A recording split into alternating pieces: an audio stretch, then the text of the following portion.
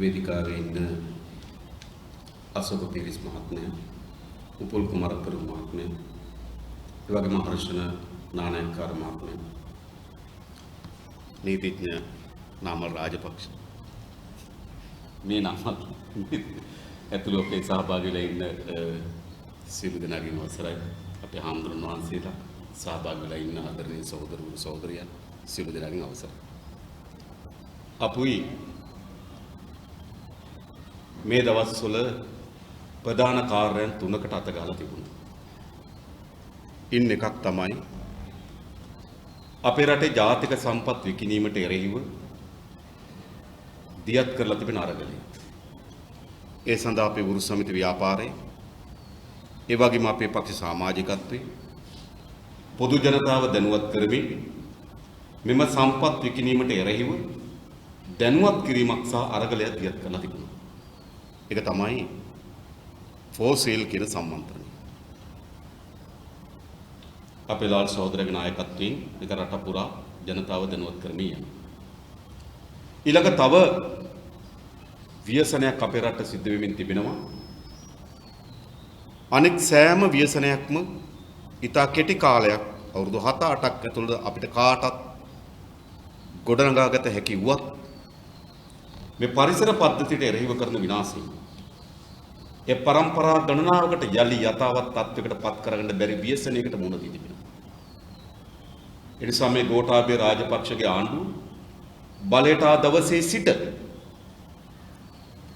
තමන්ගේ ප්‍රධානම සතුරු පාර්ශ්වයක් බවට අපේ රටේ ගංගා පද්ධතිය, අපේ රටේ වන සංරක්ෂණ දෙපාර්තමේන්තුවට වනජීවි දෙපාර්තමේන්තුවට අයිති කැලෑ පද්ධතිය, අපේ රටේ වෙරළ තීරය මේ සියල්ල අපේ රටේ ඉතාමත් වටිනා මුතුරාජවල ජෛව විවිධත්වයෙන් හෙබි මහා සම්පත විනාශ කරමින් යනවා. ඒ වැළැක්වීම සඳහා අපේ සමන්ත විද්‍යාරත්න සහෝදරයාගේ නායකත්වයෙන් දෝෂරයට එරෙහි සම්මන්ත්‍රණ මාලාවක් වගේම උද්ඝෝෂණ ව්‍යාපාරයක් අපි දියත් කරලා තිබෙනවා. ඒ වගේම ආර්ථිකයේ බිඳ වැටීමේ ප්‍රතිවිපාක වංචාව දූෂණය ඇවිල්ලා තිබෙන කරලියේ ප්‍රමාණය ඉතා කෙටි කාලයක් යනකොට මේ ආණ්ඩුව කෙරෙහි බලාපොරොත්තුෙන් තියාගෙන ගොඩනගපු ජනතාව වෙනුවට ඒ ආණ්ඩුව ඉතාම සමීප මිතුරන් ධනෙ එක්රැස් කරගන්නේ කොහොමද? ඔවුන් ජයග්‍රහණය කරලා තිබෙන්නේ කොහොමද කියලා රට පුරා ජනතාව දැනුවත් කරන කවුද දිනුම් කියන සම්මන්ත්‍රණ මාලාව අපි දියත් කරලා තිබෙනවා. මේ වන විටත් අපේ පක්ෂ සහෝදරු ගණනාවක් අමිද ලාල් සහෝදරයන් නුවර ආදී ස්ථාන ගණනාවකේ සම්මන්ත්‍රණ මාලාවක් පවත්වනවා. අද අපි කොළඹදී මේ ආරම්භ කරන්නේ කුමක්ද? පරිසරයට එරෙහිව ජනතාවගේ නැගිටීම, විකිණීමට එරෙහිව ජනතාවගේ නැගිටීම, වෙන පරිසරයේ විනාශ කිරීමට එරෙහිව ජනතාවගේ නැගිටීම, ජාතික සම්පත් විකිණීමට එරෙහිව ජනතාවගේ නැගිටීම, වංචාව දූෂණය තවදුරටත් මේ විදිහට ජීවත් වෙන්න බැහැ කියන ආර්ථික පීඩනයට එරෙහිව ජනතාවගේ නැගිටීම මර්ධනය කිරීම සඳහා ගෝඨාභය රාජපක්ෂ දියත් කොට තිබෙන මාර්ග සිතීම පරාජයට පත් කිරීමේ අරමුණෙන් තමයි අද මෙම සම්මන්ත්‍රණ මාලාව අපි මේ මහජන පුස්තකාලයෙන් ආරම්භ කරන්නේ. එයි මොකද උන්ට තිබෙන්නේ? ආර්ථික ඉතා විශාල අර්බුදයකට හෙළලා ඒ ගොඩනැගීම සඳහා වූ මාවතක් තමන්ට නැති වෙනකොට තමන්ගේ වටේ ඉන්න ගජමිතුරන් මහජනයාගේ ධනෙ කෝටි ප්‍රකෝටි ගණන් හොරකම් කරනකොට ඒවා සමාජයට එළිදරව් වෙනකොට කුස්කර්මාන්තයේ ඉඳන ගොවි ජනතාවගේ කුසි නිෂ්පාදන සාධාරණ මිලකට මිලදී ගැනීම සඳහා වැඩපිළිවෙලක් හදන්න බැරි වෙනකොට දීවර ජනතාවගේ ජීවන තත්ත්වය යහපතින් පවත්වාගෙන යාමට ප්‍රමාණවත් වන දීවර කර්මාන්තයක් වර්ධනය කරන්න බැරි වෙනකොට සුළු හා මධ්‍ය පරිමාණ ව්‍යාපාරිකයෙකුගේ මුළු ව්‍යාපාරම අඩපණ වෙනකොට පාසල් යන ඉගෙන ගන්න දුවදරුවන්ගේ අධ්‍යාපනයේ මුළුමනින්ම කඩාකප්පල් වෙනකොට ජාතික සෞඛ්‍ය පද්ධතිය කඩා වට්ටමින් ඒ සඳහා වෙන් කරන ප්‍රතිපාදන අඩු කරමින් රෝගී රාජ්‍යයක් නිර්මාණය කරන දිශාවකට යනකොට තමන් සහ තමන්ගේ හිතමිතුරන් තමගේ ඥාතීන් සොහොයුරන් පවුලේ උදවිය මහජනගේ ධනය කෝටි ප්‍රකෝටි ගණන් කාබාසිනිය කරනකොට රජයේ වැදගත් ආයතන බල මධ්‍යස්ථානවලට මිලිටරි පාලනයක් යොදමින් ඉදිරියට ගමන් කරමින් තිබෙනකොට මේකට එරෙහිව ජනතාව නැගී සිටින එක කිසිසේත්ම වළක්වන්න බැරි බව ගෝඨාභය රාජපක්ෂ දන්නවා. ගෝඨාභය නොදැනගත්තත් මහින්ද රාජපක්ෂ දන්නවා. අන්න ඒ නිසා ඔවුන් කල් තියා දැන් සූදානම් වෙමින් තිබෙනවා මර්ධනය දියත් කිරීම සඳහා. අපි එකක් ගෝඨාභය රාජපක්ෂට ඔහුගේ චෞර වලලටත් මතක් කරන්න කැමතියි. ඔය කුඩා කෙනෙක් තිලිවලින් නතර කරන්න පුළුවන් ව්‍යාපාරයක් නොවන බව මතක තබා ගන්න ජනතාවෙන් කිව්වා. අපිව කොටු කරන්නේ කොහොමද? අපට විරුද්ධව මහජනයාගේ දේපල හොරකම් කරයි කියලා නඩු දාන්න පුළුවන්. එහෙම නඩු දාන්න බෑ අපිට. ගෝඨාභය රාජපක්ෂට පුළුවන්ද? අපි මහජනයාගේ ධනෙ සතයක් නාස්ති කරයි කියලා අපිට නඩුවක් දාන්න පුළුවන්. නඩුවක් දාන්න බෑ අපිට. ගෝඨාභය රාජපක්ෂට පුළුවන්ද? මේ රටේ කවරෝ පන්නේ අපරාධයකට අපි හවුල් වී තිබෙනවායි කියලා අපිට විරුද්ධව නඩුවක් දාන්න පුළුවන්. බෑ. ඒ නිසා තමයි ගෝඨාභය රාජපක්ෂත් බැසිල් රාජපක්ෂත් විශේෂයෙන් මේ උපදේශ බැසිල් රාජපක්ෂ මීට අවුරුද්දකට කලින් පමණ ආණ්ඩුව නියෝජනය කරන පක්ෂ නායකයන්ගේ රැස්වීමක් තිබිලා තියෙනවා. ඒ රැස්වීමට බැසිල් රාජපක්ෂ සහභාගී වෙලා තිබෙනවා. බැසිල් රාජපක්ෂ එතෙන්දී ප්‍රකාශයට පත් කළා තිබෙනවා මේ අධිකරණ කාණේ කරක් ගහමින් අධිකරණ ක්‍රියාවලිය හරහා මේ අය කොටු කර ගැනීම සඳහා දරන ප්‍රයත්න නිෂ්ඵල ප්‍රයත්නයක්. එනිසා අධිකරණයෙන් එළියේ ක්‍රියාදාමයක් ආරම්භ කරන්න ඕන කියලා. මොකද පවතින අධිකරණ ක්‍රියාවලිය ඇතුලේ අපිව කොටු කර ගැනීම සඳහා කුමන ප්‍රයත්න දරුවත් එම කොටු කර ගැනීම නොහැකි බව ඔවුන් දන්නවා. එනිසා උන්ගේ යෝජනා බෝඩ් පත් වී තිබුණේ අධිකරණ ක්‍රියාවලියෙන් එළියේ රාමුවක් නිර්මාණය කරන්න ඕන අපිව කොටු කරන්න.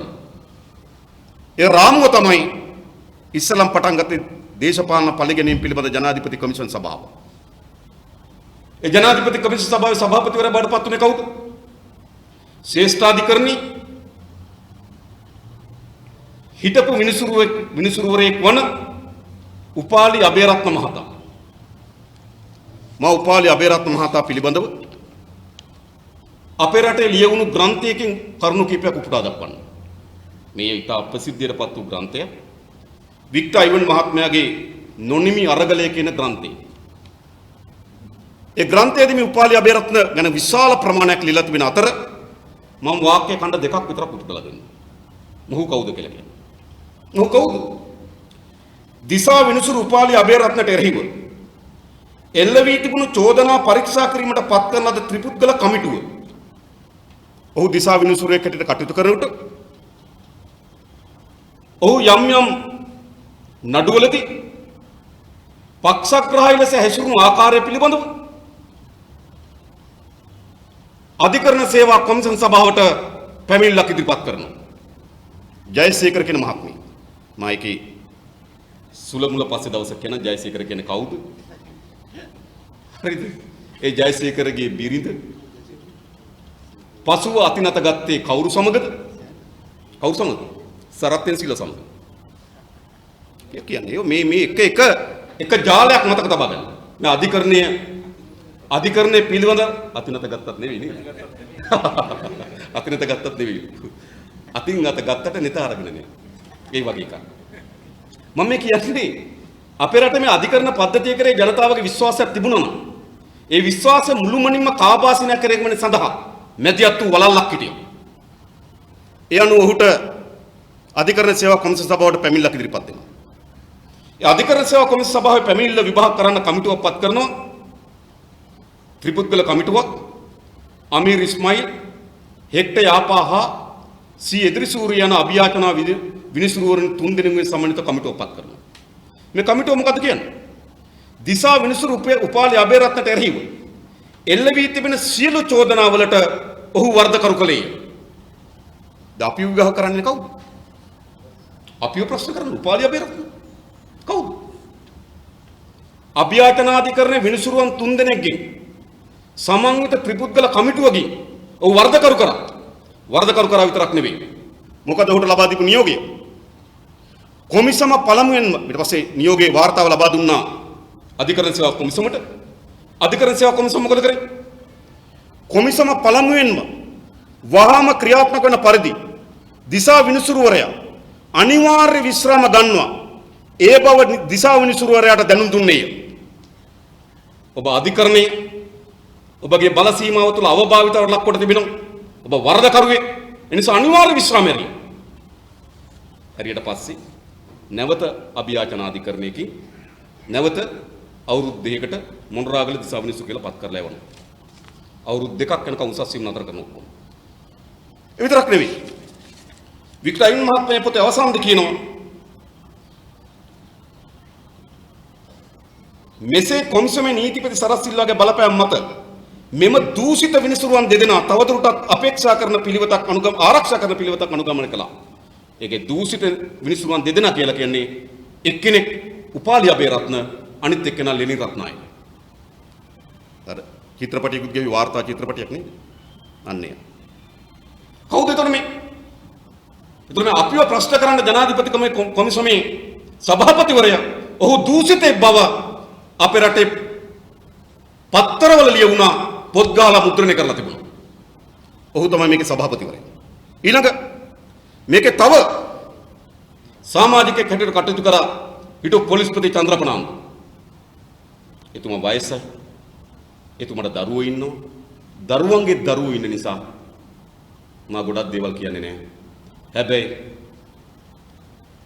විගණන දෙපාර්තමේන්තුවේ එතුමාට එරෙහිව ගියපු විගණන පරීක්ෂණ මොකද්ද කියලා හොයලා බලන්න. මොකද දරුවන්ට නේද? දරුවන්ගේ දරුවන්ට තමන්ගේ සීයා කවර වගේ කෙනෙක්ද කියලා නේද? හොයාගන්න පුළුවන්. එම විගණන දෙපාර්තමේන්තුවේ ගියපු විගණන පරීක්ෂණය සොයා බැලුවොත්. එනිසා මේ කොමිසමම දූෂිත භාවයට ලක් වී තිබුණු කණ්ඩායම. ඇයි ඒ තෝරගන්නේ? ඒ තෝරගන්නේ අන් කවරක්වත් නිසා නෙවෙයි. මම දැක්ක සමහර අය වාර්තා කරලා තිබුණා. ඔය චන්ද්‍රපනාන්දු හිටපු පොලිස්පතිවරයා පහුගිය කාලේ නෙළුම් මාවතේ පක්ෂ කාර්යාලයේ මැතිවරණයට බාරව හිටපු කෙනා.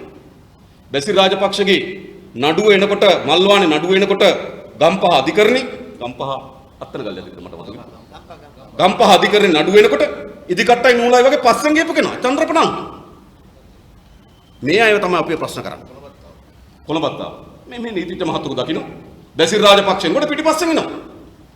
ඉතින් බැසිල් රාජපක්ෂෙන් කොට පිටිපස්සෙන් ආපු චන්ද්‍රපනාන්දු නේද ජනාධිපති කොමිසමක සමාජිකයෙක් බවට පත් කරනවා. අද තවත් කොහේ හරි පත් කරලා තියෙනවා. පොලිස් කොමිසමේ මානහිමිකම් කොමිසමේ සමාජිකයෙක් නේ. පොලිස් කොමිසමේ සමාජිකයෙක්. මොකද්ද මේක? ඒ නිසා මේ කොමිසමේ පත් කරපු අය දිහා බලපුවහම තේරුම් ගන්න පුළුවන් මේ කොමිසමේ අරමුණු තිබුණු කුමක්ද? අරමුණු දෙකක් තිබුණා.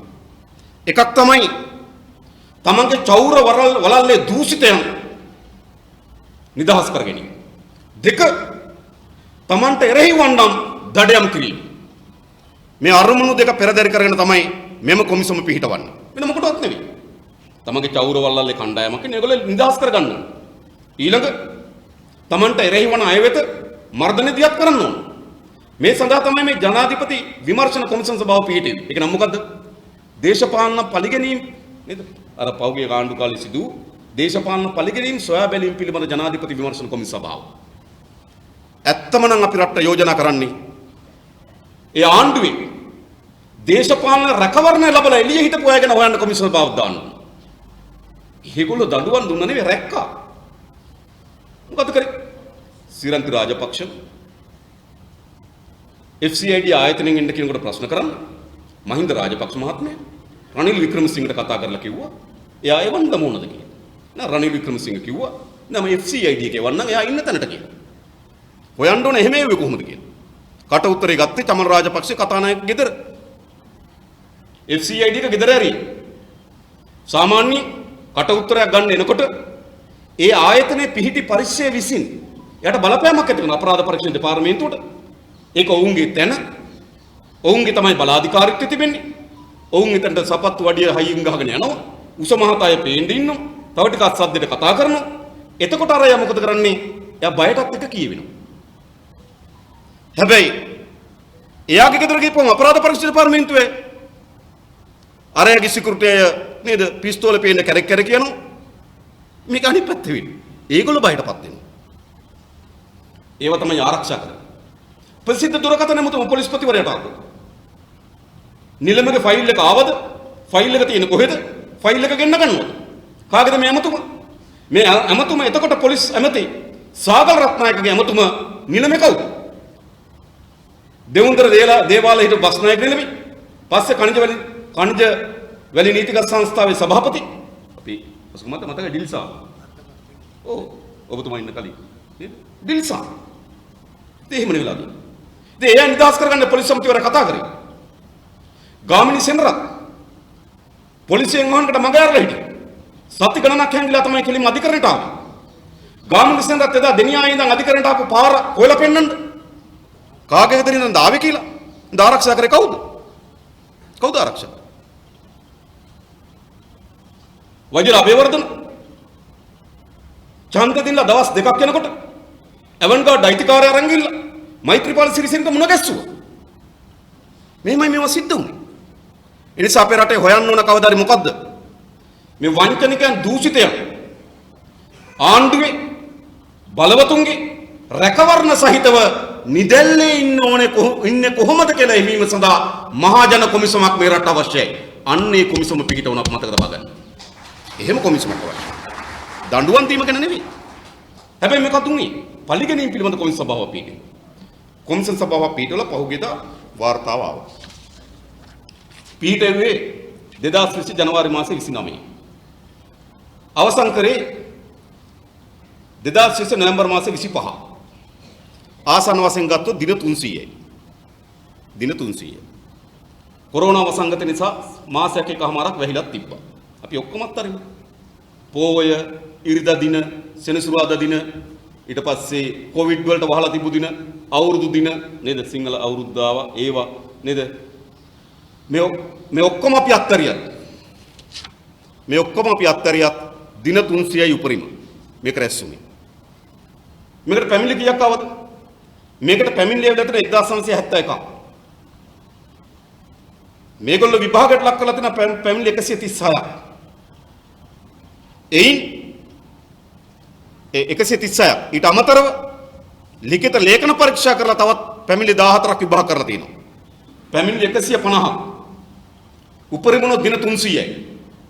මේ දින 300 ඇතුළත පැමිණිලි 150ක් විභාගයට ලක් කරලා තිබෙනවා. හැබැයි ගෝඨාභය රාජපක්ෂගේ අම්මා තාත්තගේ සොහොන හැදීම සඳහා ආණ්ඩුව සල්ලි වේදන් කිරීම පිළිබඳ නඩුව අධිකරණ අවුරුදු 3ක් විතර දෙනවා. ඒතර එක නඩුවට අවුරුදු 3ක් විතර එනවා අධිකරණේ. එයි අපි උපුල් කුමරක් පෙරම සහෝදරයා පැහැදිලි කරා. කොහොමද නඩුවක යුක්තිභාව තහවුරු කරන්නේ? සීල පාර්ශ්වයට අහුම්කම් දී මේ සියල්ල වැදගත් අධිකරණේ. ඒ නිසා තමයි නඩුවක් අවුරුදු 3-4ක් ගියා අවම මේ අපරාධ නඩුවක් අවුරුදු 3-4ක් ගියා. ඊටත් වැඩි මං හිතන්නේ නේද? සාමාන්‍ය ගත්තොත්. අඩුම. හැබැයි එක නඩුවකට අවුරුදු 4-5ක් යන තීන්දුවක් දෙන්නේ. හැබැයි උපාලි අබේරත්න නඩු 150ක තීන්දුවක් දෙනවා දින 300. ඉරිදත් එක්ක, පෝය දිනත් එක්ක, වසංගතයට වහලා තිබු දිනත් එක්ක, අවුරුදු දිනත් එක්ක. කොහොමද මේ වහන්නේ? ඒ නිසා කොමිසමේ වාඩි වෙනකොටම කොමිසමේ සභාපතිවරයා ඇතුළු සමාජිකයන්ගේ තිබුණ අරමුණ තමයි මේගොල්ලෝ නිදහස් කරන්න. ඒ නිසා 79 නඩු වලින් නිදොස් කොට නිදහස් කරන්න. ඒ වුන් නඩු වලින් නිදොස් කොට නිදහස් කරන්න. නඩු දාපු අයට, ඒ කියන්නේ පැමිණිලි කරපු අයට, ඒවා පරීක්ෂණ කරපු අයට, නඩු පවරපු අයට විරුද්ධව නඩු දාන්න. හරි වැඩක්. නඩු වලින් නිදහස් කරන්නලු පැමිණිලි දාපු අය, පැමිණිලි පරීක්ෂා කරපු පොලිසියයි,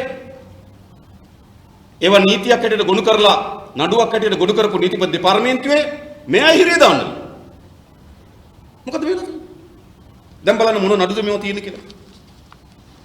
මම එකින් කීපයක් කියන්න. මේ ඇත්තටම මෙන් තෝරාගත්තු කීපයක් තියෙනවා. එකක් අපේ උපුල් සහෝදරයෙක් කිව්වා උදේ ගම්මන් පිළගේ නඩුව. උදේ ගම්මන් පිළගේ නඩුවෙන් ඒ කියන්නේ මේක මහේස්ත්‍රාත් අධිකරණේ වාර්තා කරලා තිබෙනවා. ඊළඟ කොළඹ මහා අධිකරණේ අංක 2ක් යටතේ අධිචෝදනා පත්‍ර ගොනු කරලා තිබෙනවා. ඒතර මේවා සාමාන්‍යයෙන් ගිහිල්ලා මට මතක මේක මේ සාමාන්‍ය අපරාධ පරීක්ෂණ දෙපාර්තමේන්තුවට ගොනු වෙච්ච නඩුව. ඒ නඩුව අහගෙන ගියා. ඔහුට චෝදනා තිබුණා. ෆයිල් එක කරේ නීතිපති දෙපාර්තමේන්තුවට. නීතිපති දෙපාර්තමේන්තුව එක සාකච්ඡාවට බඳුන් කරා. බඳුන් කරලා නඩුවක් ගොනු කරන්න කරුණු තියෙන බව ඒත්තු ගියා. ඒත්තු ගිහලා නඩුවක් දැම්මා. දැන් නඩුව දෙකට පස්සේ මොකද කියන්නේ? චෝදනා පත්‍ර ඉල්ලාස් කර ගැනීම මගින් එහි දැක්වෙන සියලු චෝදනාවලින් නිදොස් කොට නිදහස් කළ යුතු බවට කොමිෂන් සභාව තීරණය කර ඇත. සියලු චෝදනාවලින් නිදොස් කොට නිදහස්. දැන් අවුරුදු දෙකක් අධිකරණේ නඩුව අහන. දෙකටත් වැඩි මං හිතන්නේ. ඒ තුනක් විතරනේ. ඔව් තුනකටත් වැඩි. අවුරුදු 3ක් විතර අධිකරණේ නඩුව අහන. අන්තිමාලිය නඩුව තියෙන්නේ. හැබැයි දවස් දෙකක් නඩුව අහලා කියනවා චෝදනාවලින් නිදහස්, නිදොස් කොට නිදහස්. ඒ විතරක් නෙවෙයි. ඒ නඩු දාන්න මැදිහත් වුණු අයට. ඒ කියන්නේ පැමිණිලි දාපු අයට. ඊට පස්සේ ඒවා පරීක්ෂා කරපු FCID එකෝ CID එක නිලධාරීන්ට. ඊට පස්සේ නීතිපති දෙපාර්තමේන්තුවේ නිලධාරීන්ට. එරෙහිව චෝදනා ගොනු කිරීම සඳහා සාක්ෂි සහ ලේඛන ගොනු කර නීතිපතිවරයා සහ අල්ලාස් සහ දූෂණ විමර්ශන සභාව වෙත යැවීම. අනිත් අයට විරුද්ධ නඩු දාන්න. ඔයගොල්ලෝ හිතනවා මෙහෙම අධිකරණ පද්ධතියක් අපේ රට ඕනද? ආණ්ඩුවක් එයි. නේද? ඔය වගේ කොමිසමක් පත් කරයි. පරණ නඩු ඔක්කොම ගෙනි, දාලා තියෙන නඩු ඔක්කොම ගෙනි, නිදොස් කොට නිදහස්, නිදොස් කොට නිදහස්. ඒතර මේ රටේ අධිකරණයෙන් දඬුවම් ලැබෙන කාටද? මේ රටේ අධිකරණයෙන් දඬුවම් ලැබෙයි පොල් ගෙඩියක් හින්දින කෙනෙකුට. නේද? කසිප්පු කෑන්න එකක් පෙරන කෙනෙකුට, මෝටර් සයිකලයක් හැප්පෙනකොට, හෙල්මට් එක නැතුව පාරේ යනකොට, ඒ වගේ අයට හැර මේ ක්‍රියාවලිය අපේ රටේ තහවුරුණු. ඊට පස්සේ ඉහළ පන්නේ කිසිදු අපරාධකාරයෙකුට මේ අධිකරණ පද්ධතිය හරහා දඬුවමක් ලැබෙන්නේ නැහැ. එයි ආණ්ඩු වෙනවා. ආණ්ඩු මාරු වෙනවා. මාරු වුණාට පස්සේ අනිත් ආණ්ඩුව ජනාධිපති කොමිසමක් දානවා. දාලා නිදොස් කොට නිදහස්. නිදොස් කොට නිදහස්. පැමිණිලි දාපුවට නඩු දානවා. පොලිසියට නඩු දානවා. නීතිපති දෙපාර්තමේන්තුවට නඩු දානවා. මොකද වෙන්නේ? එනිසා මේක දේශපාලකයේ දෙන්නේ 3 දෙනෙක් ඉලක්ක කරගෙන මේ දඩේ මෙදියත් කරලා තිබුණට මේ ඇතුළාන්තය අපේ රටේ කිසි දවසක යලි ප්‍රබල පන්නේ අපරාධකරුවන්ට දඬුවම් නොලැබෙන තත්වයක් නිර්මාණය වෙනවා. මේක වළක්වන්න ඕන. ඊළඟ තව නඩුවක් තියෙනවා. යෝසිත රාජපක්ෂගේ නඩුව. මොකද කියන්නේ? හරි සරලයි.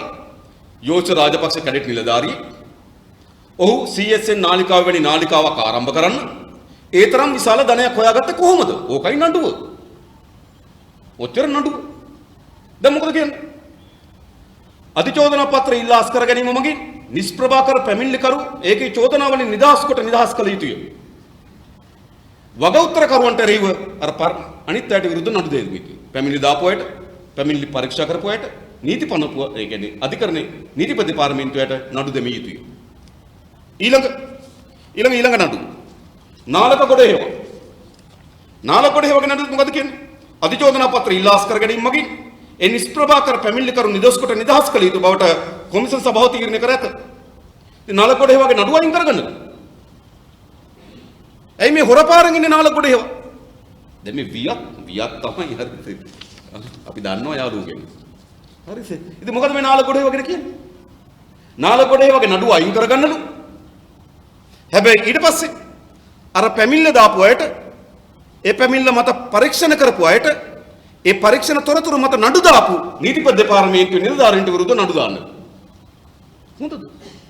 ඊළඟ දැන් ගම්මන් පිළක තමයි මේක අන්තිමට කැබිනට් මණ්ඩලය අනුමත කරා. කැබිනට් මණ්ඩලේ ගම්මන් පිළක් තියෙනවා. ගම්මන් පිළ අත උස්සලා තමන්ගේ නඩුව අයින් කරගන්න කියලා. අත උස්සලා නඩුව අයින් කරගන්න. මෙහිම වෙන්නේ. ඊළඟ ජාලිය චිත්‍රාන් වික්‍රමසූරිය. මේ මහින්ද මහත්තයාගේ පුංචි අම්මගේ පුතාද කොහෙද? ඇමරිකාවේ හිටපු තානා පුතා. ඇමරිකාවේ නඩුවක් තියෙනවා. මෙහෙ නෙමෙයි ඇමරිකාවෙත් නඩුවක් තියෙනවා. මේ ජාලි වික්‍රමසූරියට විරුද්ධව. මොකද්ද?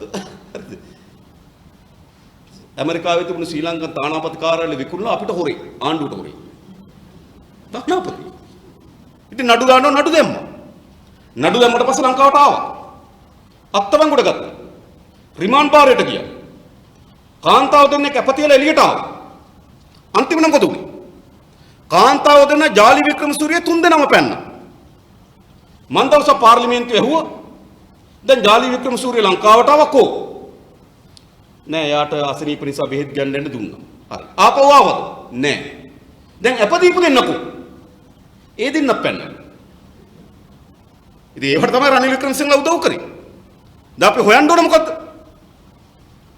අධිකරණේ රිමාන්ඩ් බාරයට පත් වෙලා හිටපු ජාලි වික්‍රමසූරිය කොහොමද රට පෙන්නේ ජාලි වික්‍රමසූරියට අපදීපු කාන්තාව දෙන්න කොහොමද රට පෙන්නේ හොයන්න ඕනේ ඒකනේ හොයලා තියෙන මොකද්ද අනිත් පැත්ත හොයලා කියන මොකද්ද අධිචෝදනා පත්‍රය ඉල්ලා අස්කර ගැනීම මගින් ඒ නිෂ්ප්‍රභාකර පැමිණිලිකරු ඒකෝ චෝදනාවලින් නිදොස් කොට නිදහස් කළ යුතු බවට කොමිසම සභාව තීරණය කර ඇත චෝදනා පත්‍රය අයින් කරගන්න නිදහස් කර නිදහස් හරිද අර වගේම වග උත්තරකරුවන්ට එරෙහිව පැමිණිලි දාපු අයට පැමිණිලි මත පරීක්ෂණ කරපු අයට ඒ දත්ත මත නඩුගුණ කරපු අයට විරුද්ධව නඩු දානවා.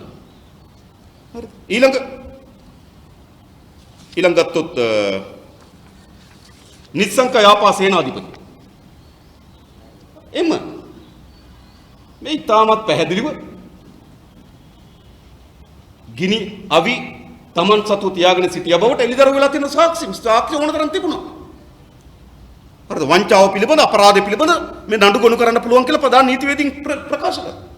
දැන් මොකද කරන්නේ? යාගේ නඩුව තියෙනවා. ඒ තියෙන නඩුව චෝදනා ඉල්ලාස් කරගන්න, නිෂ්ප්‍රභා කරන්න අනිත් අයට විරුද්ධ නඩු දාන්න. ඊළඟ උද්‍යංග විරතුංග මේ දවස්වල යන නේද නළුවා උද්‍යංග විරතුංගට මොකක්ද තියෙන්නේ? මික් පහරේ මේක පැහැදිලිවම කියනවා මේ ඒකේ කරුණ කියන අනිත් වගේ මොකද්ද නඩුව කියලා කියන්නේ අපි හොයාගන්න ඕනේ. ඒකේ කියනවා මෙහෙම. ශ්‍රී ලංකා ගුවන් හමුදාවට මික් යානා මිලදී ගැනීමේදී සිදුවී ඇතැයි කියන මූල්‍ය අක්‍රමිකතාව සම්බන්ධයෙන් කොටුව මහේස්ත්‍රාත් අධිකරණයට ඉදිරිපත් කර ඇති B 639 ඇලයිරා 15 දරන නඩු කටයුත්ත සම්බන්ධයෙන් නීතිපතිවරයා මැදිහත්ව වැඩිදුර ක්‍රියා කිරීමක් සිදු නොකරන බවට අධිකරණයට වාර්තා කිරීම උචිත වන බැව් කොමිසම සභාව තීරණය කර ඇත. දැන් මේකෙද මෙහෙමයි. මේකෙත් කියනම ශ්‍රී ලංකා ගුවන් හමුදාවේ මික් යානා මිලදී ගැනීමේදී සිදුවේ ඇතැයි කියන මූල්‍ය අක්‍රමිකතාව සම්බන්ධයෙන්. හරිද? මහේස්ත්‍රාත් අධිකරණයේ ඉදිරිපත් කොට තිබෙන කරුණු ඒවා ඉවත් කොටගෙන හරිද? එසේම උද්‍යංග වීරතුංග නමට බැංකු ගිණුම් වල ගනුදෙනු නැවත දන්වන තුරු අත්හිටුවීම නිකුත් කරන ලද අධිකරණ නියෝගය ඉවත් කරන ලෙසත් මෙන්ම නීතිපතිවරයා විසින් එම අධිකරණ ඉල්ලීම කර ලැබීමද කොමිසම් සභාව නිර්දේශ. නීතිපතිවරයා ගිහින් දැන් ඉස්සෙල්ලා තමයි නීතිපතිවරයා ගිහින් කිව්ව මොකක්ද? නීතිපතිවරයා ගිහිල්ලා කිව්වා පරීක්ෂා කරන්න මෙයාගේ බැංකු ගණන් අත්හිටුවන්න කියලා. දැන් කොමිසම කියන ඒ නීතිපතිවරයාට ඔයා ගිහිල්ලා බැංකු ගිණුම් අරින්න දෙන්න. නීතිපතිවරයා ගිහිල්ලා මේ පැමිණිලි ඔක්කොම දැම්මා. දැන් ඒ නීතිපතිවරයාට කියනවා ඔයා ගිහිල්ලා වයින් කරගන්න. අපි අහන වර්තමාන නීතිපතිතුමාගේ මේකක්වත් දේශපාලක දාපු නඩු නෙවෙයි. දේශපාලකට නඩු දාන්න බෑ. පරීක්ෂණ කරන්නේ අපරාධ පරීක්ෂා දෙපාර්තමේන්තුව හෝ මූල්‍ය අපරාධ පරීක්ෂා දෙපාර්තමේන්තුව හෝ අල්ලස්ව දූෂණ කොමිසම සභාව හෝ නේද සාමාන්‍ය පොලිසියක් විසින් පරීක්ෂණ කරනවා. ඒ කරන පරීක්ෂණ ගොනු නීතිපති දෙපාර්තමේන්තුවට යනවා. නීතිපති දෙපාර්තමේන්තුව ටේබල් 3ක මම දන්න විදියට ටේබල් 3ක මේ ෆයිල් එක පරීක්ෂාවට භාජනය කරනවා. පරීක්ෂාවට භාජන වල නඩු නිමිත්තක් තියෙනවද කියලා බලනවා. නැවත ෆයිල් එක ආපහු අපරාධ පරීක්ෂා දෙපාර්තමේන්තුව වැඩක් නැහැ. මේකේ මොකවත් නැහැ. මේ පැත්තට මොකද්ද කියන කියලා නැවත කරුණු විමසනවා. නැවත කරුණු අපරාධ පරීක්ෂා දෙපාර්තමේන්තුව වාර්තා කරනවා. නැවත කරුණු වාර්තා කරාට පස්සේ ඔවුන් සෑහීමකටපත් වෙනවනම් මේ ගොනු කිරීම සඳහා ප්‍රමාණවත් කරුණු තිබෙනවා කියලා ඊට පස්සේ තමයි නඩුවක් ගොනු කරන්නේ. දැන් නීතිපතිවරයා මේ නීතිපති දෙපාර්තමේන්තුව විසින් මේ ගොනු කොට තිබෙන නඩු දැන් මේ නීතිපතිවරයන් අපි අහන්නේ මේ ගොනු කොට තිබෙන නඩු නීතිපති දෙපාර්තමේන්තුව විසින් ගොනු කරන ලද නඩු මේ නඩු නීතිපති දෙපාර්තමේන්තුවේ අදාළ ක්‍රියාවලියට යටත් වූ නඩු නීතිපති දෙපාර්තමේන්තුව මේ නඩු වලින් පෙනී හිටපු නඩු දැන් මේ නීතිපතිවරයා ගිහිල්ලා මේ නඩුව අයින් කරගන්නේ කොහොමද? කොහොමද අයින් කරගන්නේ? නීතිපතිවරයා මේ රට කියන්න ඕන. එහෙමනම් නීතිපති දෙපාර්තමේන්තුව රට වග කියන්න ඕන මොකද්ද? තමන් දාපු නඩු වැරදි. තමන් දාපු නඩු බොරු. තමන් දාපු නඩු අත්වැරදි. තමන් දාපු නඩු නේද? බොරු වංචාවන් කියලා කියන්නේ. දැන් මම අහනවා නීතිපති දෙපාර්තමේන්තුවේ මේ කොමිසම විසින් නීතිපති දෙපාර්තමේන්තුවෙන් ගොනු කොට තිබෙන නඩු ඉල්ලාස් කර ගැනීම සඳහා දෙන නියමය මේ නීතිපති දෙපාර්තමේන්තුව ක්‍රියාත්මක කරනවාද කියලා අපිට දැනගන්න කැමතියි. ඒක ඉස්සල්ලා. ඊළඟ නඩු කාගේද? මේක නම් මරු නඩුව හරිද? මේක ඒ කියන්නේ මේකට පැමිණිල්ල දැම්මේ තිරු නඩේෂන්. ඒතර බැසිල් රාජපක්ෂ පැමිණිල්ලක් දැම්මෙත් නෑ මේකට. ඒතර මතක තියාගන්න. ඒ කියන්නේ මේ කොමිසමට තිරු නඩේෂන් තමයි පැමිණිල්ල දැම්මේ. තිරුණ අර මල්වානේ ගේ පිළිබඳව. ඒගොල්ලන්ට මොකද්ද දේශපාලන පරිගැනීමක් සිද්ධ වෙලා තියෙනවා කියලා. ඉතින් දේශපාලන පරිගැනීම් වෙනවද මේ මල්වානේ? හරි සරලයිනේ බැසිල්ට තියෙන්නේ මොකද්ද? ගේ එයාගේද නැද්ද? පොල් ඉඩම එයාගේද නැද්ද? ගේ එයාගේ නම් පොල් ඉඩම එයාගේ නම් ගේ හදන්න පොල් ඉඩම ගන්න සල්ලි හොයාගත්ත කොහොමද? ඔච්චරයි නඩුව. දැන් බැසිල් රාජපක්ෂ ඒකනේ කරන්න ඕන. ගේ එයාගේද නැද්ද? ඉතින් ගෘහ නිර්මාණ ශිල්පියා මුදිත ජයකොට කියනවා උපදෙස් දුන්නේ පුෂ්ප කියනවා. ඒ වගේ මේකේ තවත් වැඩ කරපු රාම වික්‍රම කියන මහත්මයා කියනවා වහල ගැව්වේ මිනිහා පැමිණිලක් දැම්මා බැසිල් රාජපක්ෂලා ගේ හදන්න ගියපු වියදම් වලින් කෝටි 5ක් ගෙව්වේ නෑ කියන. එහෙමත් නඩුවක් තියෙනවා. ඒ කියන්නේ එයා පැමිණිල්ල දැම්මේ මම තමයි වහල ගැහුවේ මම තමයි දී ගෙනාවේ මම තමයි ජනේල් දුරවල් දැම්මේ මේකට මිලියන 50ක් විතර ගියා මේ මිලියන 50 ගෙව්වේ නැහැ කියලා මිනිහා පැමිණිල්ලක් දැම්මා. දැන් මොකද්ද කියන්නේ මේකේ කියනවා පැමිණිල්ල ඒක වාසන්දගේ නඩු පැවරීම උපුල් කුමාර රාම වික්‍රම යන එරෙහිව නඩු පැවරීම. ඒ කියන්නේ සල්ලි දුන්නේ කියලා පැමිණිලි දාපු මිනිහට විරුද්ධව නඩු දාන්න. මිනිහා හරි සාධාරණ මිනිහාගේ කොන්ත්‍රාත් වැඩ කරන කෙනෙක්. එයා ගිහිල්ලා වාහලේ ගැව්වා මේවා ගැව්වා. හරිද පුෂ්ප තමයි උපදෙස් දුන්නේ කිව්වා. මේ වගේ සල්ලි දුන්නේ නැහැ කියලා පොලිසියට පැමිණිල්ලක් දැම්මා. ඒ පැමිණිල්ල දැම්මා කියලා දැන් මිනිහට විරුද්ධව නඩු දාන්න. ඊට පස්සේ මේකේ මේ තිරුකුමාර් නඩේෂන් තමයි මේ පැමිණිල්ල දාපු කෙනා. ඒතර බැසිල් පැමිණිල්ලක්වත් දැම්මේ නැහැ. ඊළඟ මේකෙන් තීන්දුවක් දෙන මොකද්ද? පැමිණිලිකරුට හා බැසිල් රාජපක්ෂට එරෙහිව. ඒ කියන්නේ අධිකරණයටවත් එන්නේ නැති මිනිහෙකුට ඒ කියන්නේ පැමිණිල්ලක් ඉදිරිපත් කරන්නේ නැති මිනිහෙකුට නේද? එහෙම සමාව ලැබෙනවද අධිකරණය? අඩුම තරමේ එයා පිළිබඳ විභාග කරන්න එයා පැමිණිල්ලක් දාලා තියෙනවා. බැසිල් රාජපක්ෂ පැමිණිල්ලක්වත් නැහැ කියන මොකද්ද? පැමිණිලිකරුට. ඒ කියන්නේ තිරුකුමාර නඩේෂන්ට. බැසිල් රාජපක්ෂ මහතාට එරෙහිව. හරිද? ගම්පහ මහාධිකරණ නඩු අංක 25/17 ඉල්ලාස් කරගෙන චූදිතයන් නිදොස් කොට නිදහස් කිරීම. බැසිල් රාජපක්ෂ නිදහස් කරන්න. අඩුම තරමේ බැසිල් රාජපක්ෂගේ පැමිණිල්ලක් නැහැ. ජනාධිපති කොමිෂන් එකේ. ඉතින් පැමිණිල්ලක් නැති කෙනෙකුට නිදහස් කරන්න කියලා දෙනවා. මොකද්ද මේ කරලා තියෙන්නේ? එහෙනම් මේකේ පළමු ව්‍යායාමය තමයි මොකද්ද? මේ 70 ඇතුළේ ඉතාමත් හොඳම කට්ටිය ඉන්නවා. උදේ ගම්මන් පිළි ඉන්නවා. නාල ගොඩේව ඉන්නවා. යෝෂ රාජපක්ෂ ඉන්නවා. තිරු නඩේෂන් ඉන්නවා. බැසිල් රාජපක්ෂ ඉන්නවා. නේද? ඊට පස්සේ ගත්තොත් උදයන්ග වීරතුංග ඉන්නවා. ජාලි වික්‍රමසූරි ඉන්නවා. බැසිල් රාජපක්ෂ පවුල. තිරු නඩේෂන් නිරූපම රාජපක්ෂ මහත්මිය රාජපක්ෂ පවුල. හරිද? යෝසිත රාජපක්ෂ පවුල. උදයන්ග වීරතුංග රාජපක්ෂ පවුල. ජාලි වික්‍රමසූරි රාජපක්ෂ පවුල. මේ මොකද කරලා තියෙන්නේ? මේ කොමිසමක් දාලා තියෙන්නේ පවුලේ නඩු ටික අයින් කරගන්න. ඔය හාල් මෙස්සෙක් වගේ පැටිලා ගම්මන් පිළත් ඉන්නවා. තේරුණාද? අරටේදී නඩුව හාල් මැස්ස නෙවෙයි. නමුත් පවුල සමහර විට පවුලටත් වඩා පවුලි වගේ නේද? සුරතල්ලුනේ නේ. හරිද? ඉතින් මොකද කරන්නේ? මේ නඩුව අයින් කරගන්න. ඉතින් අපි අහනවා මේ රටේ ජනතාවගෙන්. මෙවැනි ජනාධිපති කොමිෂන් හරහා මහජනයාගේ දේපල කෝටි ප්‍රකෝටි ගණන් හොරකම් කරලා මහාධිකරණයේ අධිචෝදන පත්‍ර ගොනු කරලා අවුරුදු ගණනාවක් අහපු නඩු ඉල්ල අස්කර ගැනීම සඳහා මේ කරන බලපෑම එකඟද? මේ මුළුමනින්ම අධිකරණයටත් කරන ලද බලපෑම. අපි මේක පෙන්වා දෙන්න ලබා අපි මේකට විරුද්ධව අභියාචන අධිකරණ නඩුවක් දැම්මා. අපි පුල් කුමාර පෙරම නීතිඥ මහත්මයා අපි ගිහින් නඩුවක් දාලා තියෙන අපි කිව්ව මොකක්ද? සමහර ඒවාට මේවා කැඳවන්න බෑ. මේවා අධිකරණ විභාගයට ලක් වෙමින් තිබෙන නඩු. මේ නඩු මෙතන අහන්න බෑ. අඩුම තරමේ අධිකරණයේ තියෙන නඩුවක් පාර්ලිමේන්තුවේ කතා කරන්න බෑ. අධිකරණයේ තියෙන නඩුව. පාර්ලිමේන්තුවේ කතා කරත් නඩු අංක කියලා වාඩි කරනවා කතානායකතුමා. ඒ ගැන නඩුවක් තියෙනවා පාර්ලිමේන්තුවේ කතා කරන්න බෑ. එයි ඒකෙන් දෙන සංඥාව තමයි අධිකරණයේ තියෙන නඩුවක් පාර්ලිමේන්තුව තුල කතා කරොත් ඒක එක පාර්ශ්වයකට අයිතු බලපෑමක් බවට පත් වෙනවා. අයිතු මැදිහත් වීමක් බවට පත් වෙනවා. ඒ නිසා එවැනි නඩුවක් පාර්ලිමේන්තුවේ කතා කරන්න බෑ. ඉතින් පාර්ලිමේන්තුවේ කතා කරන්න බැරි නඩුවක් ජනාධිපති කොමිෂන් එකක් දාලා ඒක හිටපු ශ්‍රේෂ්ඨාධිකරණ මිනිසුරුවරයෙක් වාඩි කරලා හිටපු අභියාචනාධිකරණ මිනිසුරුවරයෙක් වාඩි කරලා හිටපු පොලිස්පතිවරයෙක් වාඩි කරලා ඒ නඩුව එළිය අහනවනේ. අහලා තීන්දුව දෙනවනේ. ඒක අධිකරණ මොකටද? මම අහන්නේ අපේ රටේ අධිකරණයේ ගරුත්වය ආරක්ෂා කර ගැනීම සඳහා නේද? ඉතාමත් ප්‍රබල තීන්දුව මේ ශ්‍රේෂ්ඨාධිකරණ විසින් ලබා දී තිබෙනවා. ලබා දුන්න පහුගියත අධිකරණයේ ගරුත්වය ආරක්ෂා කරගන්න. හැබැයි මම ඒ විනිසුරුවන්ගේ සංගම් වලින් අහන්නේ මේ විදියට ඔබ ඉදිරියේ මේසේ විභාගයට ලක් වෙමින් තිබෙන නඩුවක් ඔබ කාලා ඔබ අවුරුද්දක් දෙකක් තිස්සේ අසාගෙන හිටපු නඩුවක් නේද? අහගෙන හිටපු නඩුවක් එළියේ කොමිසමකින් අයින් කරගන්න දෙන තීන්දුව මේ විනිසුරු සංගමය අනුමත කරනවාද?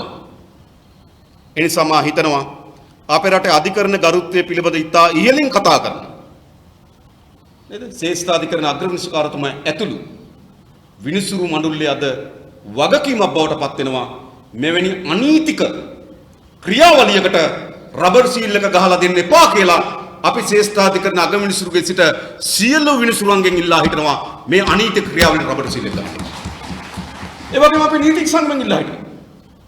සමහර විට විත්තිකරුවගේ පැත්තේ නඩුව මෙහෙම නෙවෙයි. සමහර විට පැමිණිලිකරුවගේ පස්සේ නඩුව මෙහෙම නෙවෙයි. හැබැයි විත්තිකරු සහ පැමිණිලි පාර්ශ්වය පිළිබඳ කරුණු ඉදිරිපත් කරමින් තිබෙන අතර නීතිඥ මණ්ඩල ඔවුන්ගේ සේවාදායකයා වෙනුවෙන් ඔවුන්ගේ සේවාදායකයාගේ නිවැරදිභාවය වෙනුවෙන් ඔවුන් කරුණු ඉදිරිපත් කරමින් තිබෙනවා.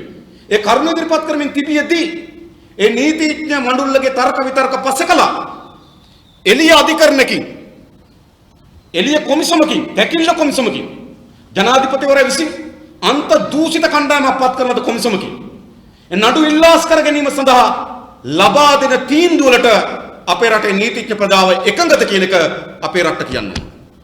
එකඟ නම් ආයෝගොල්ලෝ නේද විනිසුරුතුමා ඉස්සරහා තර්ක කිරීමෙන් පළක් නැහැ. ඔයගොල්ලන්ට තියෙන්නේ කොමිසම ඉස්සරහා නේද? කොමිසමෙන් නඩු වල දෙයි.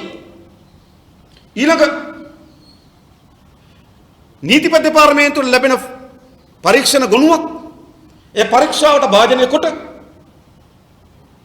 ටේබල් 3ක විතර කණ්ඩායම් 3ක් විතර විවිධ පරීක්ෂාවට භාජනය කොට නඩුවක් පැවරීම සඳහා චෝදනා ගොනු කිරීම සඳහා චෝදනා තිබෙනවායයි කියන උපකල්පනය මත ඔවුන්ගේ දැනුම, ඔවුන්ගේ අත්දැකීම්, ඔවුන්ගේ භාවිතාවන්, ඔවුන්ට පැවරී තිබෙන ඩියුටිය ඒකත් වැදගත්. ඔවුන්ට පැවරී තිබෙන රාජකාරිය මේ නීතිපති දෙපාර්තමේන්තුවට පැවරී තිබෙන්නේ මහජනයා වෙනුවෙන් රාජකාරිය. මහජනයාට බෑ කියලා ඒක ගොනු කරන්න. ඒක ගොනු කරන්න කවුද? නීතිපති දෙපාර්තමේන්තුව. නීතිපති දෙපාර්තමේන්තුව මේ කරන්නේ මහජනගේ කාර්යභාරය. ඒ වෙනුවෙන් මහජනයාගේ බදු මුදල් වලින් නීතිපති දෙපාර්තමේන්තුවට වැටුප් ගෙවනවා. එනිසා වගකීම තිබෙනවා.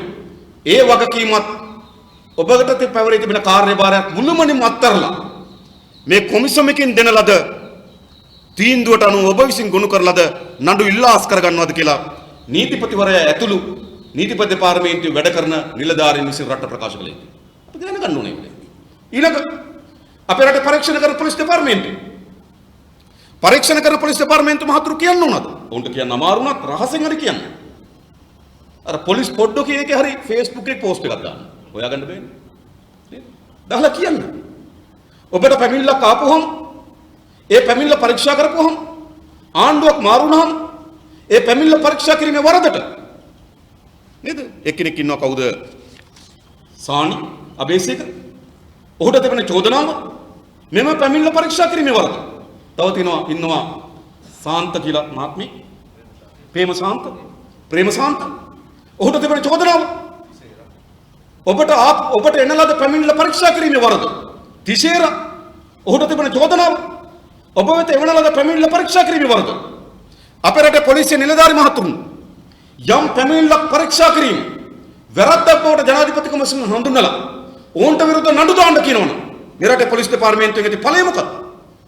අපි දැනගන්න කැමතියි පොලිස් නිලධාරි මහතුරුන්ගේ මේ පිළිබඳ අදහස. අපිට හම්බෙන සමහර මහතුරු කියනවා මහත්යෝ ආයෙනම් ඔය එකකටවත් අත තියන්නේ අපි නිකන් ට්‍රැෆික් වැඩක් කරගෙන ඉන්නවා කියලා. ඔච්චර වෙලා තියෙනවා. ඉතින් පොලිස් දෙපාර්තමේන්තුව මෙතන සිට අදාළ නැහැ. නීතිපති දෙපාර්තමේන්තුව අදාළ නැහැ.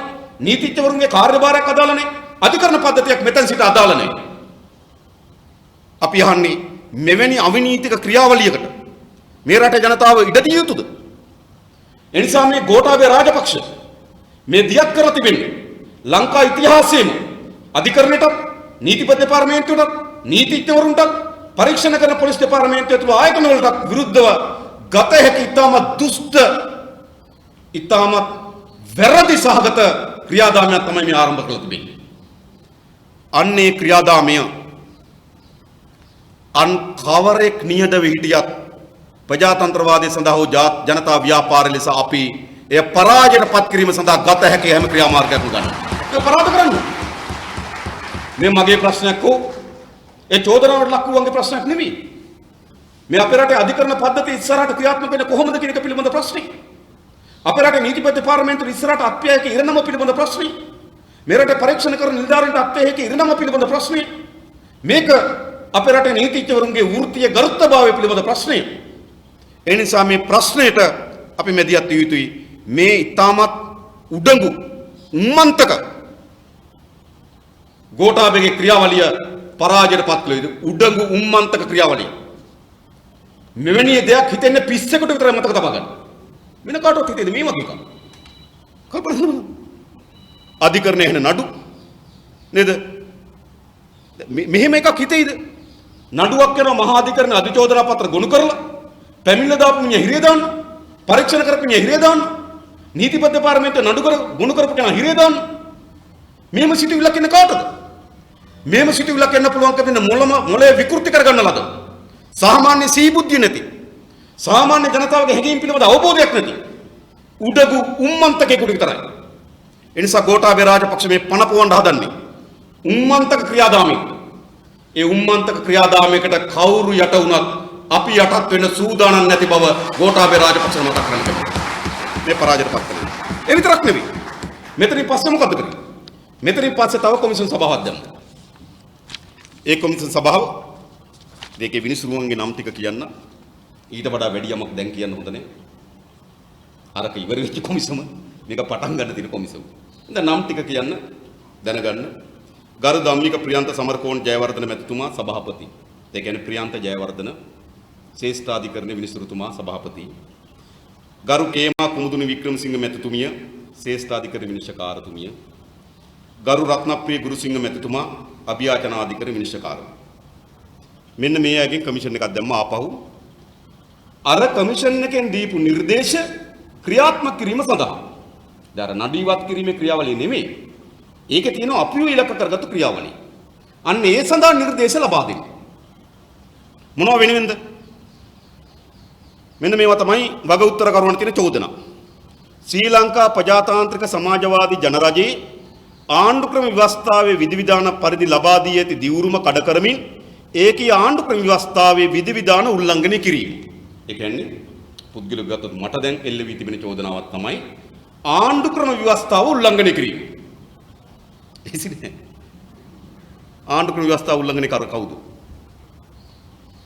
2018 ඔක්තෝබර් මාසයේ මෛත්‍රීපාල සිරිසේන ජනාධිපතිවරයා ලෙස ආණ්ඩු ක්‍රම ව්‍යවස්ථාව උල්ලංඝනය කරමින්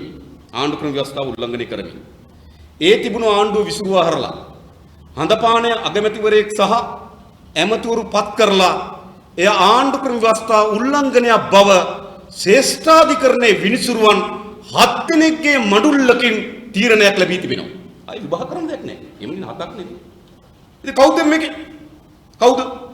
මෛත්‍රීපාල සිරිසේන මහත්මයා ආණ්ඩු ක්‍රම ව්‍යවස්ථාව උල්ලංඝනය කර බව ශ්‍රේෂ්ඨාධිකරණයේ විනිසුරුවන් 7 දෙනෙක් තීරණය කොට තිබෙනවා. එයට හොරරාසේ අගමැති ධූරය ලබා දීම අගමැති ධූරය දියුරුම් දීම වෙනුවෙන් ඒ ආණ්ඩු ක්‍රම ව්‍යවස්ථාවේ උල්ලංඝනය කිරීමට මහින්ද රාජපක්ෂ අහුල් වී තිබෙනවා. නීතිය නම් නීතිය. ඒ අනුව කැබිනට් මණ්ඩලය දියුරුම් දුන්නා. ඒ කැබිනට් මණ්ඩලය ආණ්ඩු ක්‍රම ව්‍යවස්ථාව උල්ලංඝනය කොට තිබෙනවා. ඒ නිසා මොකද වී තිබෙන්නේ? ගෝඨාභය රාජපක්ෂට අවශ්‍ය කර තිබෙන්නේ මේ රටේ ආණ්ඩු ක්‍රම ව්‍යවස්ථාව ගරු බහුමාන්‍ය යුතු ආරක්ෂා කරන්න නම් පටන් ගන්න මෛත්‍රියෙන්, පටන් ගන්න මහින්දගෙන්, පටන් ගන්න එදා කැබිනට් මණ්ඩලයේ ශ්‍රේෂ්ඨාධිකරණයේ මිනිසුරුවන් 7 දෙනෙක් විසින් තීරණය කොට අවසන් ඒ ව්‍යවස්ථාව උල්ලංඝනය කිරීමක් බව.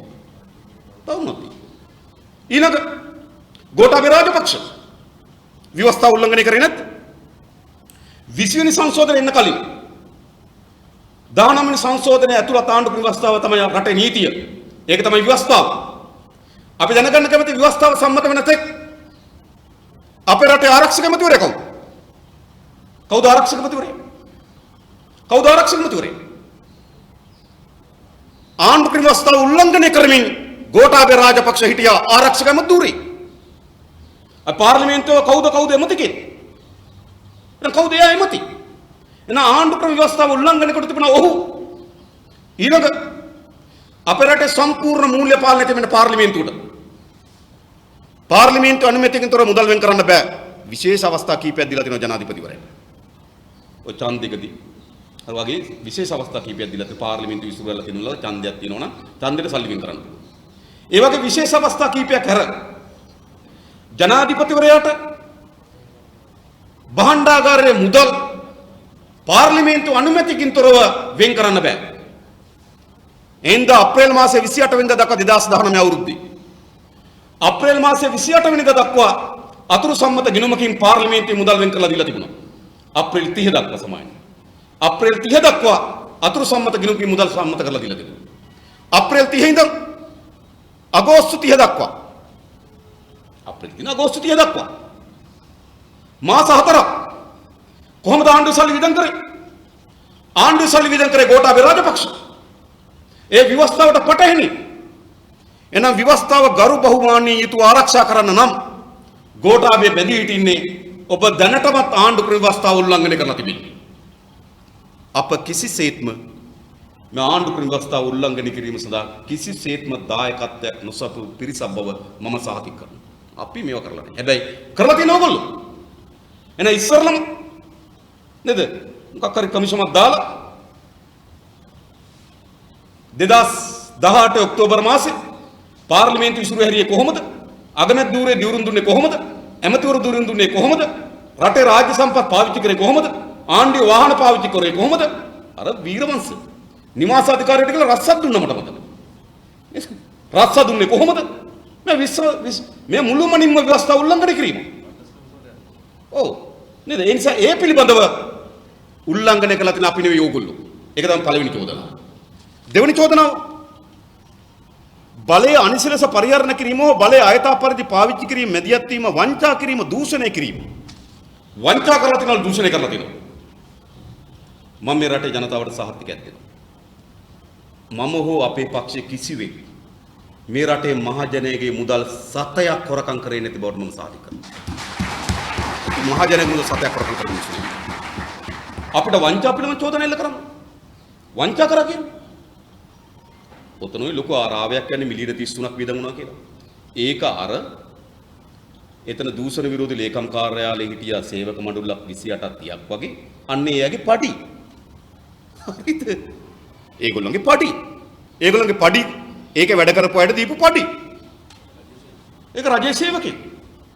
ඒක අග්‍රාමාත්‍ය ලේකම් සමන්වය ඒකනායක මහත්මයා අග්‍රාමාත්‍ය වැය ශීර්ෂය මේ කරලා තිබෙනවා.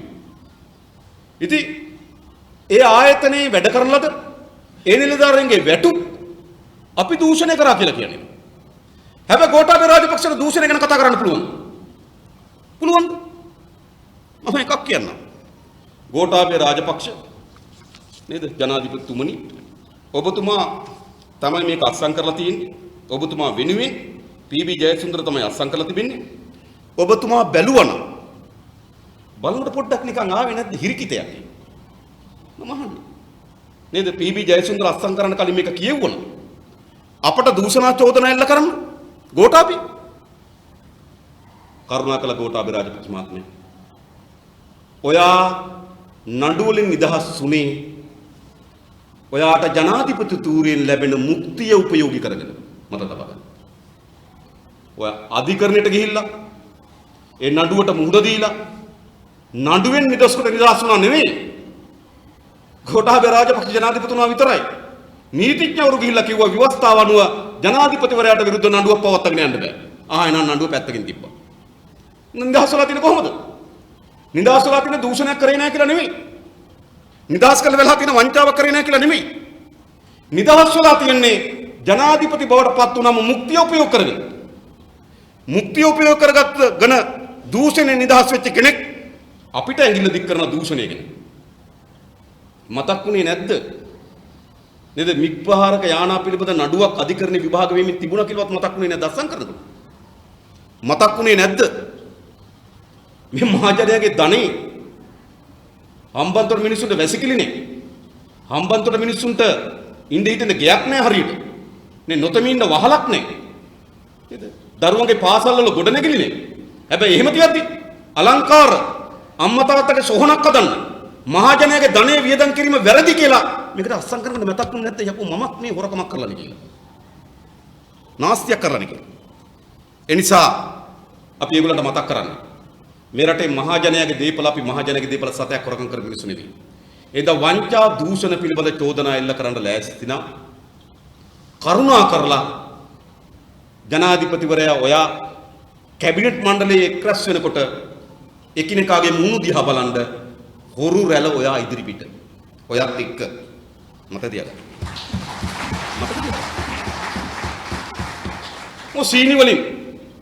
සීනි වලින් කෝටි 1000 මේ වන විට ආණ්ඩුව භාණ්ඩාගාරයට ලැබිය යුතු ධනය අපිට නැති කරේ. නැති කරේ ආණ්ඩුව. එහි ජනාධිපතිවරයා, එහි මුදල් ඇමති අගමැතිවරයා වග කියන්න ඕන. මහා භාණ්ඩාගාරයට ලැබෙන්න ඕන කෝටි 1000ක ධනය මහා භාණ්ඩාගාරයට ලැබෙන්නේ නැතුව තමන්ගේ හිත විතුරු නේද? හිත මිතුරු චෞර වලල්ලකට දොරට විවෘත කරේ කවුද? ගෝඨාභය. වෙන කවුද? කවුද? විල්මා ආයතනයේ අයිතිකාරයා. එයාට අයිතිරද සැංගිලා හෝටලේ? සැංගිලා හෝටලේ වියත්මගේ රැස්වීම තිබෙ කොහොමද? කියන්නේ. ඒ විතරක්. මේ කොවිඩ් වසංගතය ඇතුලේ ඇති වුණේ ප්‍රධාන බිස්නස් තුනයි. ප්‍රධාන බිස්නස් තුනක් මේ කොවිඩ් එකේ ආවා. එකක් නිරෝධායනය. කවුද නිරෝධායන බිස්නස් එක කරන්නේ? කවුද කරන්නේ? ගෝඨාභය රාජපක්ෂ මහත්මයා ඔයාගේ සමීපම මිතුරන් තමයි නිරෝධායනයේ තමන්ගේ හෝටල් දීලා බිස්නස් එක කරේ. ඒක තමයි පළවෙනි එක බිස්නස් එකක් මේ කොවිඩ් වලින් ආපු. දෙවෙනි බිස්නස් එක තමයි කොවිඩ් වලින් ආපු සැනිටයිසර් නිෂ්පාදනය. කවුද සැනිටයිසර් නිෂ්පාදනයට අත ගැහුවේ? ගෝඨාභය රාජපක්ෂ මහත්මයා සමග නිරන්තරයෙන් නේද හිත මිතුරු ගැවසීම් ඉන්න ව්‍යාපාරිකයෝ තමයි සැනිටයිසර් බිස්නස් එකට අත ගැහුවේ. කොවිඩ් එකේ දෙවෙනි බිස්නස් එක. තුන්වෙනි බිස්නස් එක ඇන්ටිජන් ටෙස්ට් කිට්. කවුද ගෙනාවේ? එහෙනම් මේ කොවිඩ් වසංගතයත් ඇතුළේ ඇතිවෙච්ච ව්‍යාපාර නේද? තමන්ගේ හිත මිතුරු ගජ මිතුරු වලල්ලකට බෙදලා දීලා තියෙන ගෝඨාභයලා. ඒගොල්ලෝ අපිටද කියන්නේ වංචා දූෂණ ගැන? අපිටද මේ කියන්නේ? ඒ නිසා මම කියන්නේ හරිද? ඒ චෝදනාවත් මේ කොමිසම අලුත් කොමිසමේ ඒ චෝදනාවත් අපිට නෙවෙයි වළංගු වෙන්නේ ඒගොල්ලන්ට. ඒ චෝදනා අපිට වළංගු නැහැ. යම් තැනැත්තෙක් දේශපාලන වශයෙන් පරිගැනීම අපි කාගෙවත් පලි අරගන්න අපිට කාගෙවත් පලි ගන්න උවමනාවකුත් නැහැ. හරිද? හැබැයි ගෝඨාභය රාජපක්ෂ මහත්මයා ඔයගොල්ලෝ හොයලා බලන්න. ලසන්ත වික්‍රමතුංග ඝාතනය වෙන්නේ කොහොමද? ඒ දේශපාලන වශයෙන් පරිගැනීමක් නෙවෙයි දේශපාලන වශයෙන් මරා දැමීමක්. පෝතල් ජයන්තට, කිත් නොආර්ට, උපාලි තෙන්නකෝන්ට අතපය කැඩෙන පහර දෙන කොහොමද? ඒවා දේශපාලන පරිගැනීම් නෙවෙයි. දේශපාලන මාරාන්තික ප්‍රහාරය. ඒව එල්ල කරේ අපිද? දේශපාලන පරිගැනීම්. යුද්ධය අවසන් වෙලා හිටපු සරත් පොන්සේකා ඇදගෙන ගිහිල්ලා නාවික හමුදාවේ අවුරුද්දක් විතර රඳවාගෙන තිබිලා හිරගත කරේ අපිද? දේශපාලන පරිගැනීම් අපි කරා. දේශපාලන පරිගැනීම්. එනිසා මතක තබා ගන්න. හරිද? දේශපාලන පරිගැනීම් පිළිබඳ ජනාධිපති කුමසම පිළිටවනවා ඒකත් වළංගු අපිට නෙවෙයි ඔහෙට බව ගෝඨාභය මතක තබා ගන්න. අපිට වළංගු දේවල් නෙවෙයි. ඒ නිසා අන්න ඒව අනුව පරීක්ෂණ කරන්න තමයි මේ කොමිසම පිළිටවලා තියෙන්නේ. ඊට පස්සේ මේ කොමිසමෙන් වාර්තාවක් දෙනවා. මේ අය මේවට හවුල් කරුවන් මේවා කරන්න පුළුවන්. මොනවද කරන්න පුළුවන්? ආණ්ඩු ව්‍යවස්ථාවේ කියන මේ කොමිසමකට කරන්න පුළුවන් කරුණු දෙකයි. එකක් ඒ තැනත්තා විශේෂයි අවුරුදු 7ක් නොඉක්මුණ කාලයක් සඳහා ප්‍රජා අයිතිය අහෝසි කරන්න.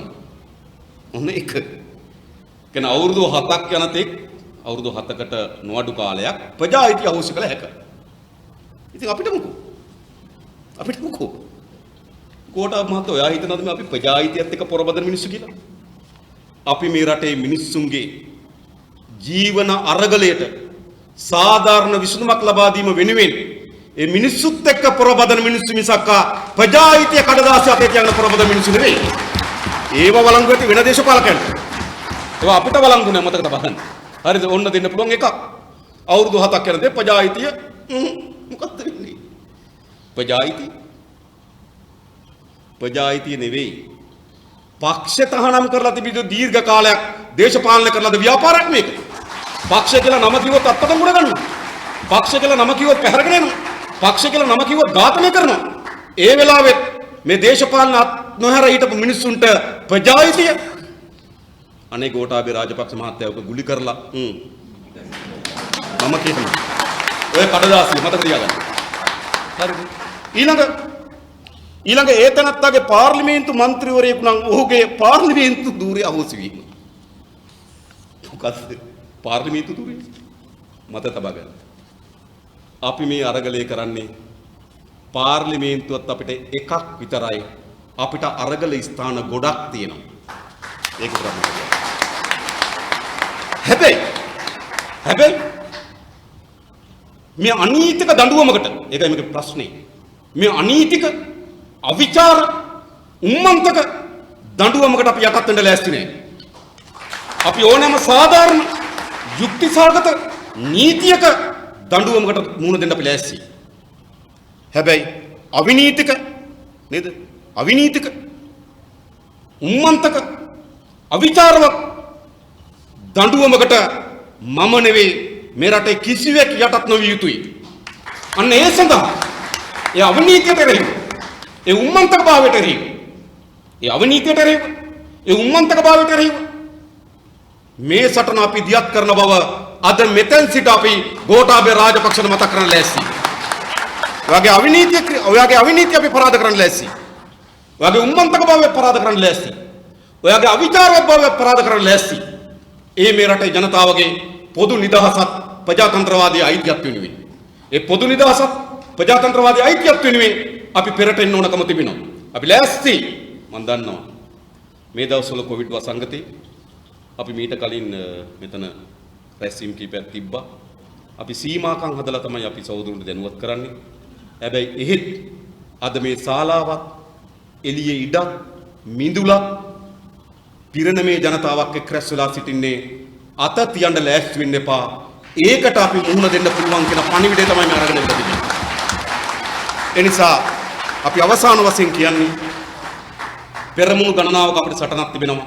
අලුත් සටන ප්‍රජාතන්ත්‍රවාදී දිනා ගැනීම සඳහා අරගලය. ඒ අරගලය වෙනුවෙන් එකතු කරගත හැකි, එක්රස් කරගත හැකි සියලුම දෙනා එකතු කරගන්න අපි සූදානම්. ඒ වෙනුවෙන් පෙරට එමු කියලා ආරාධනා කරමින් මම නතර වෙනවා. බොහොම ස්තුතියි හැම දිනකටම ජය වේවා කියලා ප්‍රාර්ථනා කරනවා.